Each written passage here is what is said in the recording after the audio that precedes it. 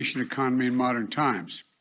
In addition, 8.3 million jobs in my first 15 months in office at a record. Unemployment rates are down to 3.6%, the fastest decline in unemployment to start a presidential term ever recorded.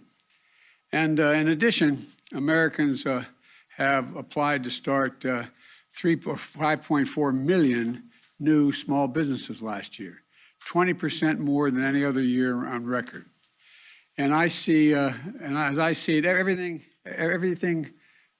across the country is, as I go across the country, our economy has gone from being on the mend to on the move. But for every worker I met who's gained a little bit of breathing room to seek out a better paying job, for every entrepreneur who's gained the confidence to pursue their small business dreams, I know the families all across America are hurting because of inflation. I understand what it feels like. I come from a family where when the price of gas or food went up, we felt it. It was a discussion at the kitchen table. I want every American to know that I'm taking inflation very seriously, and it's my top domestic priority. And I'm here today to talk about solutions, and there's going to be more we're going to have to talk about as well. But first, I want us to be crystal clear about the problem. There are two leading causes of inflation we're seeing today. The first cause of inflation is a once-in-a-century pandemic. Not only did it shut down our global economy, it threw the supply chains and demand completely out of whack, especially in countries where more effective recovery responses weren't available, especially in those sectors that rely on semiconductors. These supply challenges have been further hampered by the onset of Delta and Omicron viruses. And you've all seen it, you've all felt it. And this year we have a second cause, Mr. Putin's war in Ukraine. We saw in March that 60% of inflation that month was due to price increases at the pump for gasoline. Putin's war has raised food prices as well, because Ukraine and Russia, two of the world's major breadbaskets for wheat and corn, are essentially completely stalled. Ukraine has 20 million tons of grain in storage in silos right now. They're trying to figure out how to get out of the country and to market, which would reduce prices around the world. Normally we'd have already begun to export them into the market, but it hasn't because of Putin's invasion. So we're working with our European partners to get this food out into the world so they could help bring down prices. But it's difficult because, again, of Putin and the Russian invasion of Ukraine. And those two major contributors to inflation are both global in nature. That's why we're seeing historic inflation in countries all over the world. But here's the good news. Because of the actions we've taken, America's in the stronger position to meet this challenge than just about any other country in the world. Some of the roots of the inflation are outside of our control, to state the obvious. But there are things we can do and we can address and we need to do. That starts with the Federal Reserve, which plays a primary role in fighting inflation in our country. I put forward highly qualified nominees to lead that institution, and I strongly urge the Senate to confirm them without delay. The Fed has dual responsibilities. First is achieving maximum employment, and second is stable prices. And while I'll never interfere with the Fed's judgments and decisions or tell them what they have to do, they're independent. I believe that inflation is our top economic challenge right now, and I think they do too. We've built a strong economy with a strong job market. And I agree with what Chairman Powell said last week, that the number one threat is the strength, and that strength that we built is inflation. So the Fed should do its job, and it will do its job, I'm convinced, with that in mind. Now, as I said when I came to what Congress and the President can do to fight inflation, Americans have two potential paths forward. The first is my plan, the Democratic plan. Plan put forward by congressional Republicans is a second alternative. Here's how each of us would tackle inflation. My plan is to lower everyday costs for hardworking Americans, and lower the deficit by asking large corporations and the wealthiest Americans to not engage in price gouging and to pay their fair share in taxes. The Republican plan is to increase taxes on the middle-class families, let billionaires and large companies off the hook as they raise prices and reap profits at record amounts. And it's really that simple. But let me explain why this choice is so important. Let me start with the Putin price hike, high gas prices, and energy prices. My plan is already in motion. I led the world and other countries to join with us to coordinate the largest release of oil from our stockpiles of all the countries in history, 240 million barrels to boost global supply. Here at home, U.S. oil and gas production is approaching record levels. In fact, we produced more oil domestically in my first year in office than my predecessor did in his first year. To further drive down prices, my administration is allowing the sale of gasoline using homegrown biofuels this summer, which wasn't allowed before. And to reduce our dependence on foreign oil and reckless autocrats like Putin, I'm working with Congress to pass landmark investments to help build a clean energy future as well. From tax credits for businesses to produce renewable energy, to tax credits for families to make their homes more energy efficient. I met with nearly a dozen CEOs of America's largest utility companies, and they, to a person, told me that, and including Southern Company, American Electric Power, and 10 others, they confirmed that if we pass the investments I'm talking about, we'll immediately lower families' utility bills by as much as $500 a year, according to their one estimate. That's by what they're going to make their homes more secure in terms of heat not getting out and air conditioning not escaping because they have good insulation. Now, what's the congressional Republican plan with respect to energy? First of all, their plan is to give oil companies a free pass. For example, right now, oil companies are sitting on 9,000 unused leases, oil leases, which are the property of the federal government, on the property of the federal government. Under my plan, they would have to pay taxes, and if they don't use those leases to produce more oil, they just can't sit on it. Unlike under the Republican plan, they'd be allowed to continue to sit on this land without producing while shipping record profits back to their investors. The fact is, the average cost of a barrel of oil has been steady for weeks. So why do gas prices keep going up so high? Republicans have offered plenty of blame, but not a single solution to actually bring down the energy prices.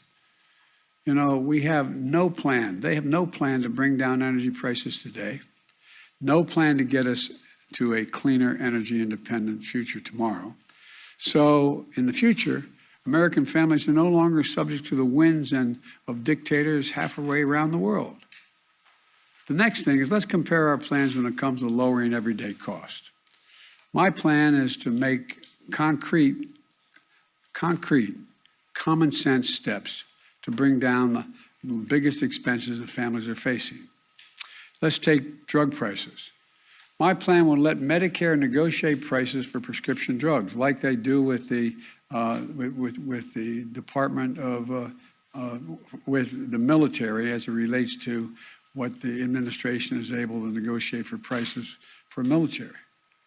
The cap, and I also call for a cap on the price of insulin, which 200,000 American children rely on because they have type 2 diabetes at $35 a month. It costs $10 to make the insulin. They make a significant profit instead of the average price of about $640 a month.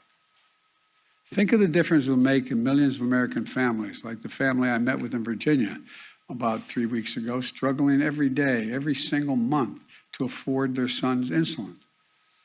And on this and other issues, I've laid out specific proposals to Congress to bring down the cost of everyday cost many American families face. And that's in addition to the work my administration has already done to lower prices. Another reason why prices are up for products people need relates to whether or not the manufacturer has access to all the materials they need to build a product. Think of the materials you need to build a house. If you can't get the materials from the ship to shore, from the shore to the home, the prices are going to go up. That's why we brought labor and industry together on the West Coast to improve operations at the ports, to speed up the transfer of products from abroad to shore, from shore to the location where they're going to be used, so that those products can move more quickly and cheaply. We haven't had enough truckers, for example, to deliver the lumber or other goods. That's why we are executing a plan to get more truckers on the job. It reduces the time it takes to move the goods quickly. Another problem we face is in some industries, there isn't enough competition. And I've often said that capitalism without competition isn't capitalism, it's exploitation. So we're promoting competition for everything from internet services to meat processing. We basically have 4 meat processors in the whole country. They process the meat that goes into the hamburgers you buy. So they set the price. When there's no competition, they can set the price higher and higher. So we're helping smaller companies get into the game to compete and help bring down the overall prices. The bottom line is easing these bottlenecks and making our supply chains more secure is a major focus of my economic strategy. So things move more quickly. Prices go down, not up. You know, some parts of my plan I've been able to get done on my own. I mean, just without congressional approval. Some parts are being held up by Congress. But all of my plan is focused on lowering costs for the average family in America, to give them just a little bit of breathing room. Now, what's the congressional Republican plan? They don't want to solve inflation by lowering your costs. They want to solve it by raising your taxes and lowering your income. I happen to think it's a good thing when American families have a little more money in their pockets at the end of the month. But the Republicans in Congress don't seem to think so. Their plan has actually made working families, it's going to make working families poorer. You don't have to take my word for it. It's in writing. They've made their intentions perfectly clear. Senator Rick Scott, Wisconsin, a member of the Senate Republican leadership, laid it all out in a plan. It's the ultra-MAGA agenda. Their plan is to raise taxes on 75 million American families, over 95% of whom make less than $100,000 a year total income. The average tax increase would be about $1,500 per family. They've got it backwards, in my view. I proposed a minimum tax for billionaires. In recent years, the average billionaire has paid about 8% in federal taxes. Congressional Republicans have proposed increasing taxes on teachers and firefighters. 55% of the largest corporations paid net zero in federal taxes in 2020 on $40 million profits. That just isn't right. That's why I proposed a minimum tax for corporations. Their plan would also raise taxes on 82% of small business owners making less than $50,000 a year. But it would do nothing to help to hold big corporations and companies accountable. Think about it. Republicans in Congress are so deeply committed to protecting big corporations and CEOs that they would rather see taxes on working American families and try to depress their wages to take on inflation. Never mind the fact that many of these companies are recording record profit margins, even as they raise prices record amounts. Look, you've heard me say it before, I'm a capitalist. I'm not out to punish anybody. I have no problem with companies getting and generating reasonable profits. But in this moment of peril, with the war overseas and inflation surging around the world, the last thing we should be thinking about is rewarding companies for exploiting the situation. While families struggle to pay their bills, some corporate executives are on earnings calls with investors on Wall Street cheering their record profits and explain how they're using this period of inflation to cover the rise in prices far beyond what they need to do to cover their costs. And all this time, They're not even paying for a fair share of taxes in the first place. You want to bring down inflation? Let's make sure the wealthiest corporations pay their fair share. My plan asks those companies to pay their fair share in taxes. Congressional Republican plan, let them off scot-free. And if you weren't extreme enough in the Congressional Republican agenda, they put it in writing. It also calls on Congress to put Social Security, Medicare, and Medicaid on the chopping block every 5 years. Now, if I hadn't seen it in writing, I think somebody's making this up. But their proposal is every 5 years, all those programs would cease unless they're re-voted, that the Congress comes along and says, yeah, we want to keep these plans, affirmatively voting for them. Well, imagine the changes that are going to take place then, man. Imagine all the bargaining that's going to take place. You Democrats want to maintain Social Security, you got to give up such and such. Look, I want to give Medicare the power to negotiate drug prices and make it stronger and lower your cost. Republicans kind of want to make, and Congress want to make Medicare's very existence up for vote over and over again, along with Social Security and Medicaid. Really, ask yourself, how well are we going to sleep at night knowing that every 5 years, MAGA Republicans, if they're still Republican, this, as I said, this is not your father's Republican Party, if we're going to have to vote on whether you will have Social Security, Medicare, Medicaid, and what amounts you'll have in each of those programs. You know what they're likely to do?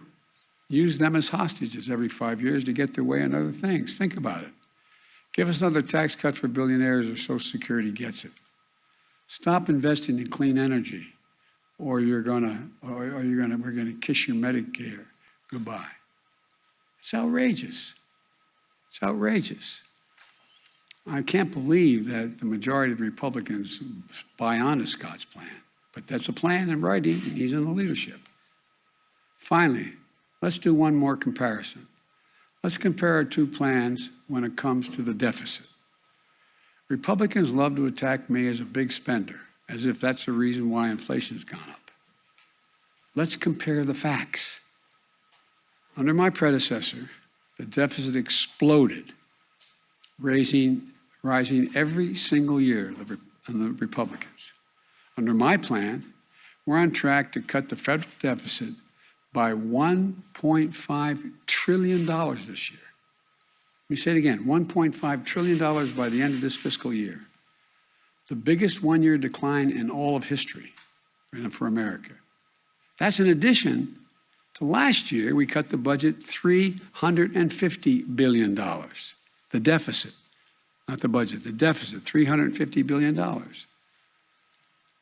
My Treasury Department is planning to pay down the national debt this quarter, which never happened under my predecessor. Not once, not once. Because unlike my predecessor, the deficit has gone down both years I've been here. That is not an abstraction. It matters. It matters to families because reducing the deficit is one of the main ways we can ease inflationary pressures. Look, the bottom line is this. Americans have a choice right now between two paths reflecting two very different sets of values.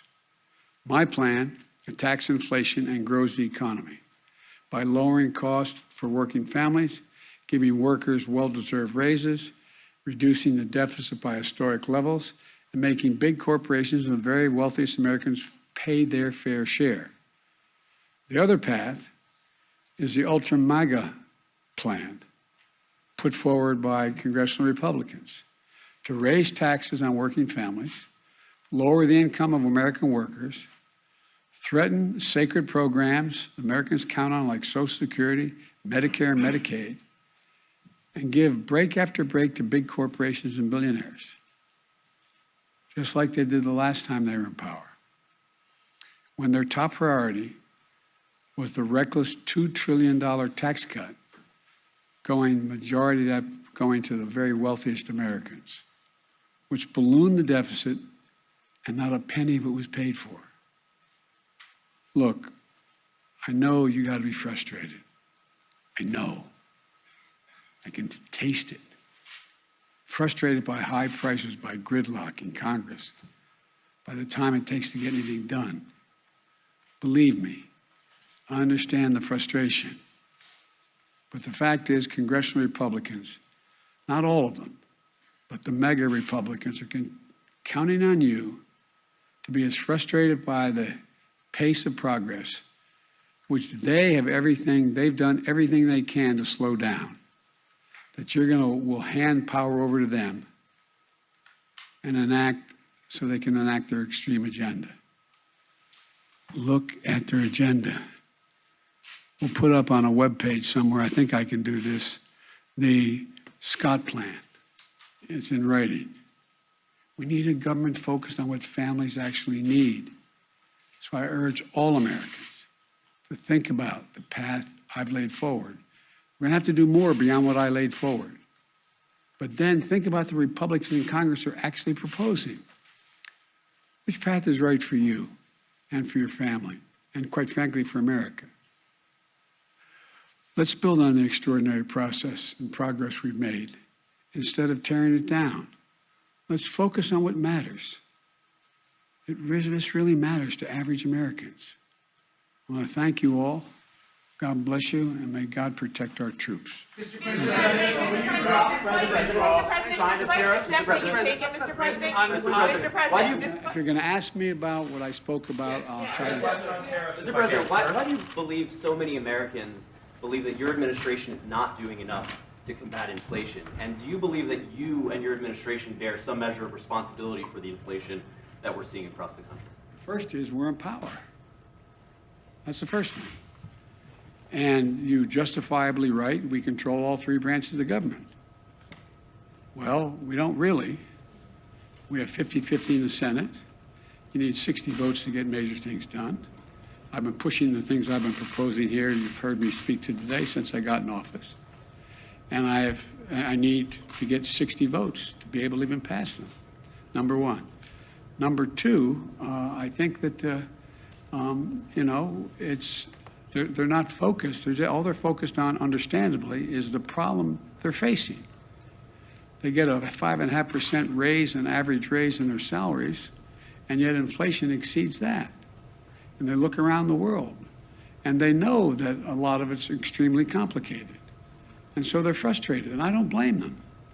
I really don't blame them. There's a lot we have to do. But you know as well, I shouldn't say you, I think what I have to do is explain in simple, straightforward language what's going on.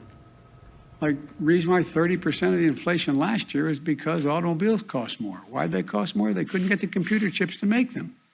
People were making a lot more money.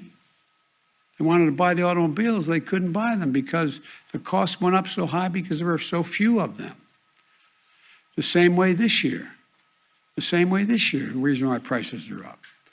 They understand, but they don't. Look, most people,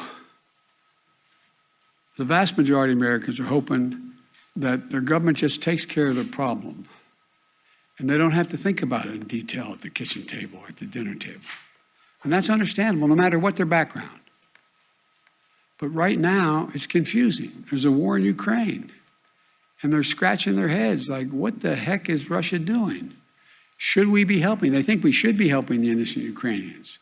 But what impact does that have? Do you think the average person, whether they have a PhD or they have any other job, sits and thinks, wow, there's thousands of tons of grain in elevators in Ukraine that can't get out. And Ukraine's one of the biggest producers of corn and wheat.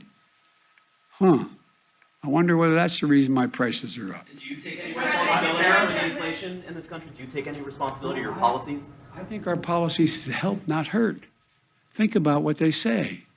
The vast majority of the economists think that this is going to be a real tough problem to solve, but it's not because of spending.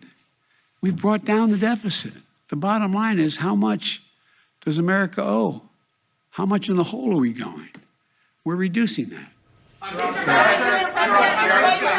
on Mr. tariffs. President, One today question you on have inflation. retail gasoline prices and diesel prices at record highs. Yes. Yet you have yet to ask Americans to consume less. You're a train guy. Have you ever thought of your administration asking Americans to drive less, to take public transport? Well, if you ever raised a family like mine, you don't have to tell them.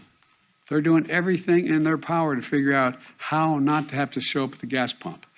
That's why, for example, one of the things that's going to help a lot, but it's going to take time, is our infrastructure bill. The truth is, they don't have that many options in terms of transportation around the country right now. If you live in the Northeast Corridor, you do. If you're driving back and forth between Baltimore, Washington, New York, et cetera. But you don't have many choices. You don't have a whole lot of choices to deal with other aspects of transportation in terms of local transportation. And so what happens is, and unless they're electric, we find ourselves the cost of flying, buying a ticket on a plane costs more because of gas prices. So this is a process. But it's a process that I've been consistent about, wanting to lower prices and shift to renewable energy so we're not as dependent. I have conversations almost every day. Well, that's an exaggeration. At least twice a week with one of my European counterparts, heads of state, on how can we help them, in fact, wean themselves off of Russian oil because they're so totally dependent. So we're working like the devil to help them transition, because as long as Russia's able to make money selling oil, they're going to continue to be able to do the bad things they're doing. So there's a lot. It's really complicated. I'm not suggesting American people can't understand it. They understand it, but they have, they're working 8-10 hours a day just to put food on the table. And so I think what's happened is we have, in a sense, I never expected, let me say this carefully. I never expected the ultra MAGA Republicans who seem to control the Republican Party now to have been able to control the Republican Party. I never anticipated that happening. Mr. President, a year ago, the administration was saying that inflation was transitory. That's obviously not the case now. How long do you think it will be until we see prices coming down? I'm not going to predict that. It ranges depending on which economists you're talking to by the end of this year, and some say it's going to increase next year. But there's others say by the end of this year you're going to see it come down by the calendar year. I don't know, but I know what we have to do to make sure that we can bring it down. China tariffs. Will you drop Trump's China Do you tariffs? support any restrictions on abortion, or what limits do you believe there I'm should not be, gonna as respond the to anything Senate is because taking I that want up? the story to be about inflation. On I'll- China tariffs, You called out Mr. Rick Scott. President. You called out Rick Scott a little while ago in your remarks. Earlier today, anticipating your remarks, he said, and I'm just quoting here, that the best thing, most effective thing Joe Biden can do to solve the inflation crisis he created is resign. He's the problem. Resign. The senator That's a added good later. idea. The senator added later, Joe Biden is unwell, he's unfit for office, he's incoherent, incapacitated, and confused. These are his words. Offering him a chance to respond to that. I think the man has a problem. Let's wrap this up. Will you drop former President Trump's China tariffs? We're discussing that right now. We're looking at what would have the most To positive lower them or impact. to erase them? No, I didn't say that. I'm asking. I'm telling you, we're discussing it, and no decision's been made on it. That's enough. Thank you. Thank you, guys. That's a wrap.